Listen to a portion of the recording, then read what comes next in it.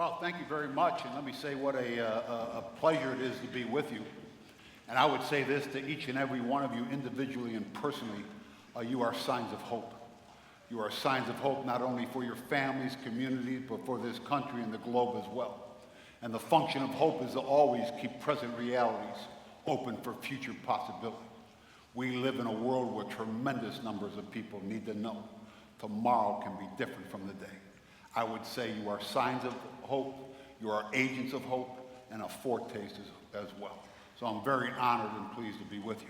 Let me just tell you two quick things about me. One, I've been married 38 years, my wife Paula.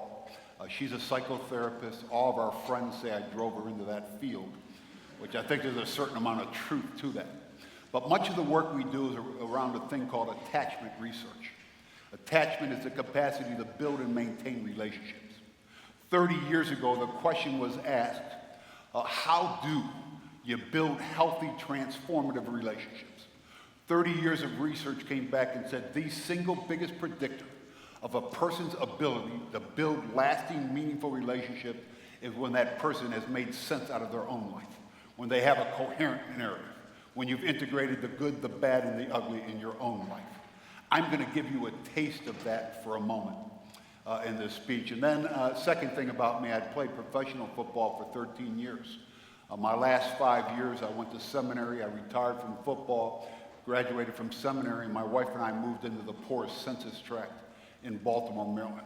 Started working on street-level issues of mercy. Food and shelter, dealt with evictions, after-school programs for kids that were locked in school systems that couldn't provide the resources or access for those children to optimize their greatest human potential. And no child in America in 2014 should the geography of where they're born ever dictate their destiny.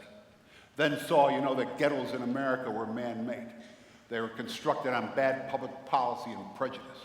And my thinking was if they were man-constructed, therefore they could be deconstructed. Spent years working in housing, economic development, systemic racism, a number of issues. And I was 4 or 5 years in my work when it suddenly dawned on me. There's an even greater crisis in this country. There's a crisis in America that's foundational to just about every psychosocial problem you have. And if you don't address this issue, you can't deal with all the problems in this country.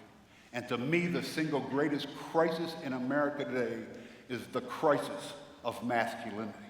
It's a crisis about what does it mean to be a man? How does a boy know when he's become a man? What are the values, what are the virtues that describe some kind of authentic masculinity? And I would ask each and every one of you as men and women, in your own minds, how do you define what it means to be a man? And I started working on those issues, and I saw right behind this crisis of masculinity is a growing crisis on the issue of femininity and womanhood. And again, how does a girl know when she's become a woman? What are those values? What are those virtues? What's a clear and compelling definition that's going to help every young man and woman guide their own feminine and masculine souls as they move out into this world? So I want to just talk to you about that for a moment. I had to come up, I was doing ministry in the city, and I had to come up with a relevant model for me to figure out how to address these issues. And this is Moses. And as you know, Moses is given this incredible task. His job is to take 2 million people that had just come out of 430 years of slavery. For 430 years, from generation after generation after generation, they've lived in a society that says you can't belong. You don't quite measure up. They created all these systems of oppression to marginalize and minimalize these human beings. Moses' job is going to be to build them into a team that's going to represent God's value to a watching, unbelieving world. And I think Moses takes them through a 3-step process. Exodus 1, Exodus 2, and the book of Genesis. The first thing Moses wants them to do is to exegete, is to critique the culture that they've come from. See, they've lived in slavery for so long, have been so oppressed, have ingested all these negative messages, they think it's about them. So Moses has them critique in Exodus 1, where the beginnings of this racism came from. Second thing Moses does in Exodus 2, he has all the people embrace and articulate the pain that was caused to them by ingesting these messages that minimalize themselves. And the third thing Moses does, I believe, Moses, somewhere in that journey, gives them the coherent narrative. Let me tell you who you really are. And he takes them to the book of Genesis. You might have grown up in this community, in this society, you might have got these messages, but you were created with dignity, value, and worth. Created to co-reign with God, to build God's kingdom on earth as it is in heaven. So I would say in the same way, in this culture, all of us 24/7 have been given all kinds of negative messages that we have ingested, trying to compare ourselves to some kind of cultural construct of masculinity or femininity. So let me just talk about culture for a moment. I'm going to talk about masculinity, then femininity. Now, I think the three scariest words that every man receives in his lifetime is when he's told to be a man.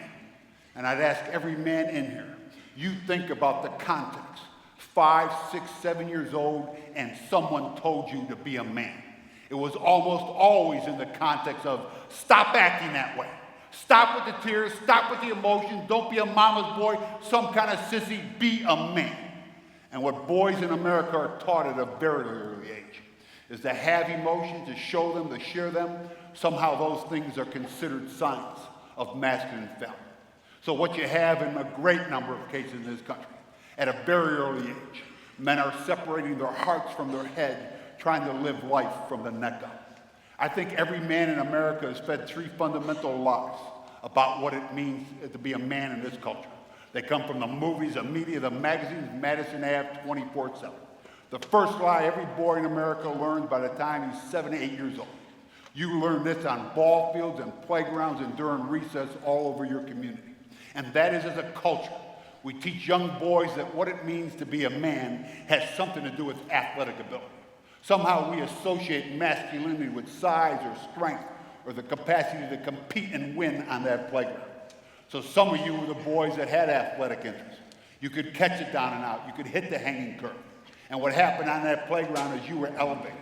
You were seen as having a little more value, a little more worth, even ascribed a little more masculinity. And what I want to say is that is an absolute lie. Being a man doesn't have a single thing to do. Athletic ability, size, strength, the capacity to compete and win. Absolute lie. But you think about all the other boys on that playground. God didn't wire boys just to play sports, or were wired to do computers or music or drama, debate, and boys ought to have the freedom to pursue however they want. But in this culture, 7, 8 years old, those boys are pushed against the periphery of the playground and impregnated with this idea. I don't have what it takes to be a man, based on the first lie. Second lie every boy in America learns today by the time I think they're in junior high school. And that is, as a culture, we associate masculinity with issues of sexual conquest. What does it mean to be a young man in much of America? It means you have the capacity to bring some young girl alongside of yourself and then use her. Use her to either gratify some kind of physical need or use her to validate some kind of masculine insecurity. That certainly doesn't make you a man. That makes you a user of other human beings. Then later on, you get the third lie in this culture, and that is we associate masculinity with economic success, as though you can measure what a man is based on his job title, position, power, or the amount of possessions someone has accumulated. That, too, is a fundamental lie. The problem is we live in a culture where all kinds of men associate their self-worth with their net worth. Now, I could take those three lies and tie them into just about every social problem in this country. And I don't care whether it's boys with guns, girls with babies, immorality in boardrooms all across this country, or the beatdown women take. And when you watch televised sports on TV, you watch it, the advertisement directed at every man. You'll see 1, 2, or all 3 of those lies embedded in it. Because they understand that if men don't have a clear, compelling definition about their own masculinity, then advertisers can make us nervous. And then they can teach us that if we wear this, dress this, drink this, have this kind of woman on our arm, some kind of that will validate who and what we are. Boy, they're fundamental lies about being a man. Now let me just talk about femininity for a moment. See, I think every girl is given that same mandate, 5, 6, 7 years old, to be a woman. It's not as confrontational, it's not as in your face as boys receive. But every 5, 6-year-old girl checking out of every convenience store, every magazine cover, every music video is screaming at her to compare herself to this cultural construct of femininity in this culture. And I think every girl in America is given 3 fundamental lies about her own value and her worth. The first lie is this. I think every woman in America learns this by the time they're 3, 4, 5 years old, often sitting on their grandmother's knee. And that is a culture we teach young girls, this myth about Prince Charming, that somehow worthy women will be rescued. That word worthy is always a code word in this culture. It says if you're just thin enough and just pretty enough, there's some man out there that's going to come and sweep you off your feet and make your life complete. As though you as women don't have enough courage, enough conviction, enough fortitude to make your lives whatever you want them to become, apart from needing to be rescued by some man. Second lie every girl in this country learns by the time she's 8, 9 years old. And that is in a culture we teach young girls that their value, their worth as a woman, as a human being, is somehow dependent on their beauty, body type, and size. So you look at the number of 8, 9-year-old girls in this country already dissatisfied with their physical appearance, dieting or thinking about dieting. They already view their bodies not from the inside out, but from the outside in, how other people rank and appraise their own physical appearance. And then by the time a girl gets to high school, she's under tremendous pressure to abandon her authentic self. Somehow girls are taught to have this polarity in life. You can either choose to be honest, authentic, and real with who and what you are, or you can choose to be loved, popular, and accepted. And whenever girls conform to the social construct of femininity, that's basically not only to lose your moral compass, but to take the locus of control that's internal and put that in the hands of other people. So those are the lies of femininity. Those are the lies of masculinity. Then what does it mean to be a man? What does it mean to be a woman? Now let me give you my conclusion on masculinity and on femininity. I think there are only 2 criteria that define what it means to be a man, and there's only 2 criteria that defines what it means to be a woman. And to me, they're both the same, because they're about our common humanity. Now, I learned this. I was in my 6th year of professional football. My mother and grandmother had raised 4 children in Buffalo, New York, 2 sisters and a brother 10 years younger than me. Not having a father in the house, I raised him not only as my sibling, but really as a son. When he was 5, I was 15, somebody to be reckoned with in our neighborhood. And I taught him what I knew about being a man. Athletic ability, sexual conquest, and the way out of our neighborhood to the economics was through sports. So he grew up with the same pathological drive I had, trying to validate his manhood and his personhood based on athletic performance. He had just graduated from high school, getting ready for his freshman year of college, going to play football. And I got him a job that summer in training camp with the Colts.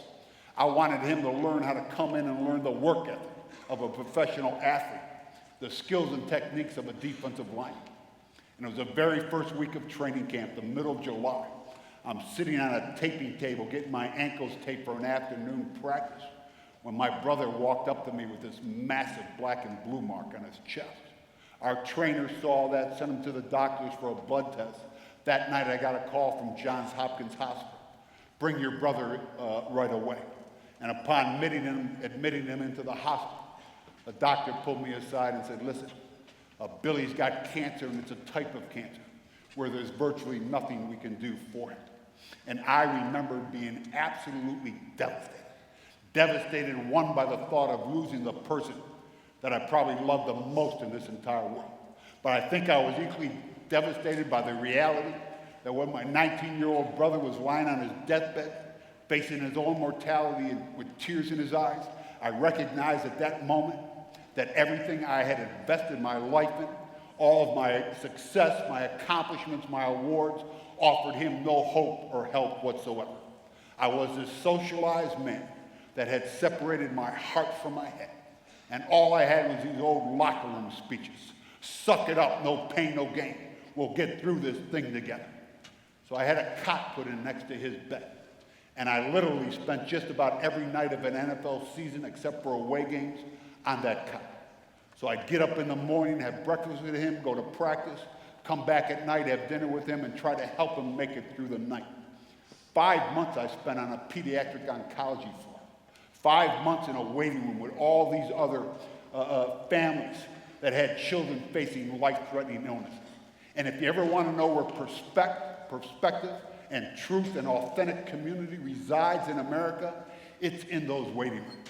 Because when someone you love gets diagnosed, boy, you suddenly get a clear perspective about what's really important in life, what you really want for the people you love and you care about. 5 months I spent there. And when you land on that floor, you recognize it wasn't just your child. It was about every child on that floor. And when good news walked in that waiting room, some child's white cell count went up 10 points, some bone marrow match was made, everybody celebrated that. And when devastating news and death walked in that room, everybody tried to dissipate that as well. 5 months, it was the last game of the season. My brother was down to his last day or two on this earth, and I made a decision to take him to my home so he could die in the presence of the people that had loved and nurtured him. And I'll never forget wheeling him out of that hospital corridor, knowing he was going on almost instant death. And I put him in my car and I drove over to the stadium where my teammates were. And they came out to the car and they lifted this defensive lineman, maybe 105, 110 pounds. They carried him into the locker room, put him on the bench. I undressed him and we put him in one of the whirlpools.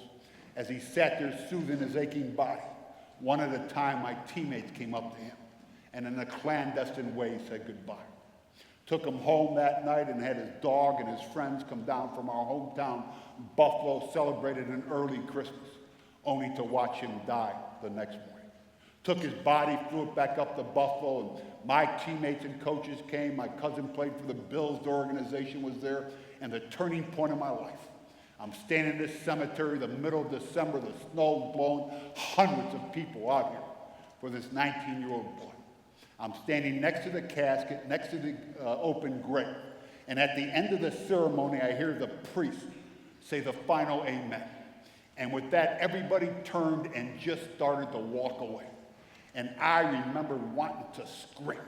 You mean this is it? You live, you have some good times, some tough times, you die, and then everybody gets on with the busyness of their own life? What's the meaning of life? Where does value and purpose come from? 29 years old, 6 years in my NFL career, hit the long ball in that Boyd code athletically, sexually, economically, and I had no concept. No concept what life was about, and no concept what I was about. And I started this long inward journey. And ultimately, my question became, what does it mean to be a man, to be a woman? My conclusion is this. It comes down to two things and two things only. Now, I know this not only from my own personal experience, but have been in pastoral ministry for 30 years now. Part of my job is to sit on the deathbed of dying people and help prepare them for the next stage of life, if you will. And here's what I know to be true for me, and I know to be true for every single one of you. If you were on your deathbed today, knowing you were going to die tomorrow, and you wanted to measure what kind of man you were, what kind of woman you were, what kind of success you had in life, it comes down to two things and two things only. The first is this. On that deathbed, you recognize that all of life is about relationships. It's about the capacity to love and to be loved.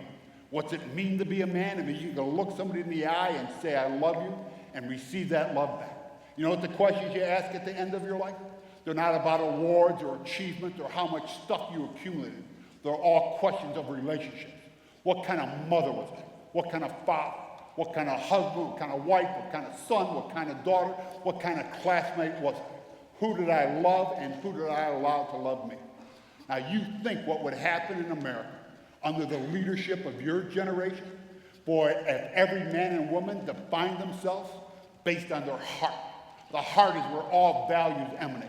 The heart is the source of all empathy, all compassion. The heart is where you connect and build your relationship to God. It's all about the heart, relationships, to love and to be loved. And here's the second thing. And again, it's the only other thing in my opinion. You're on your deathbed today, about to die tomorrow. Measure what kind of man, what kind of woman, what kind of success. It comes down to this. At the end of your life, you want to be able to look back over and know that you made a difference. You made a difference not only in your family and your community, but in your whole sphere of influence.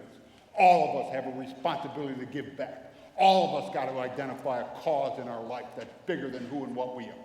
And as Christians, all of us have this responsibility to build God's kingdom on earth as it is in heaven. A kingdom filled with God's love, steadfastness for every human being. Built on God's standards of righteousness and demand for justice as well. And you think what would happen if you ever self-define your masculinity, your femininity, based on your capacity to love and to be loved. Emanates from God and then goes out horizontally to understand the difference you are to make in this world. It's relationships, commitment to a cause. This is Genesis 1:26 through 28. God created us in his image, and male and female, he created them so they could rule over the birds of the sea and the fish of the sea to build God's kingdom on earth. Boy, you are agents of God's hope, of God's kingdom in this world. And I'll close with this as kind of an ongoing gift to you. When you get back to an opportunity to get to a computer, I would challenge you to go to like a Google search engine and put the number 100 in there. And then you write 100, then write the words greatest speeches, 100 greatest speeches. It will take you to a site that has what it considers the 100 greatest speeches that have ever been recorded in English.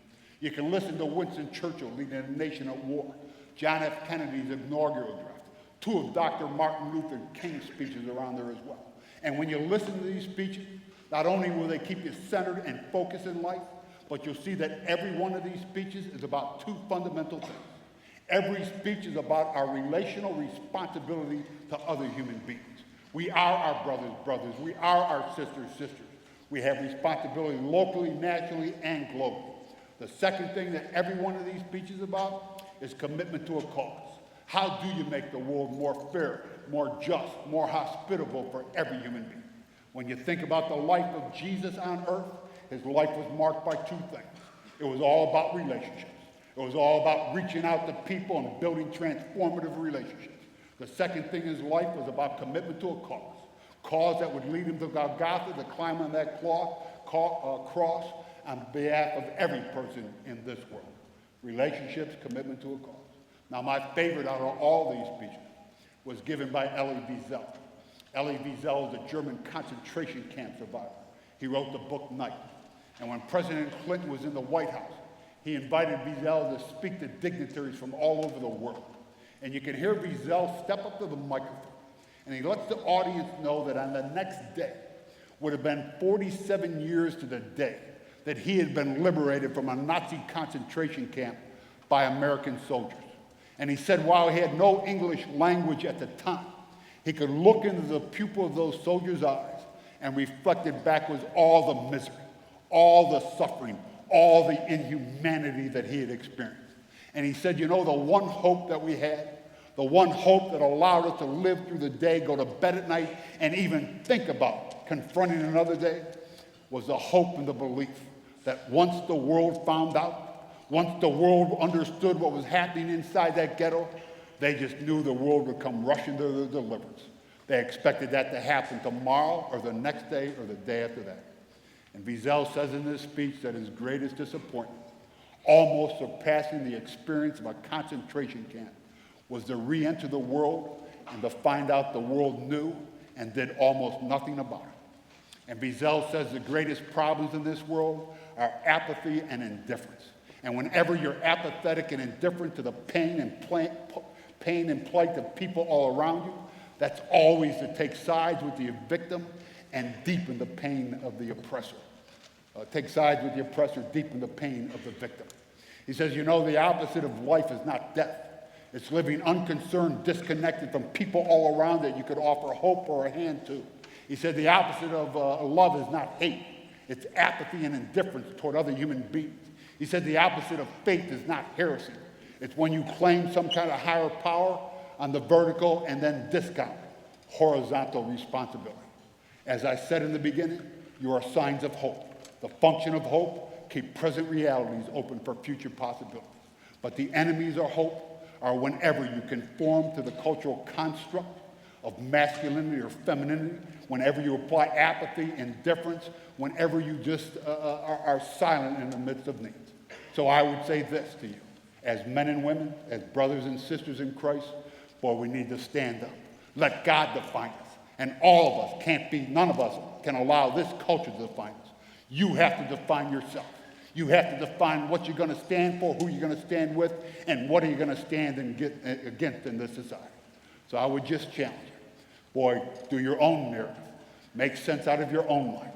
Are those lies of masculinity and femininity still impacting your own self-concept? Well, then get in the presence of God. Let God define who and what you are. Thank you very much. Pleasure to be with you.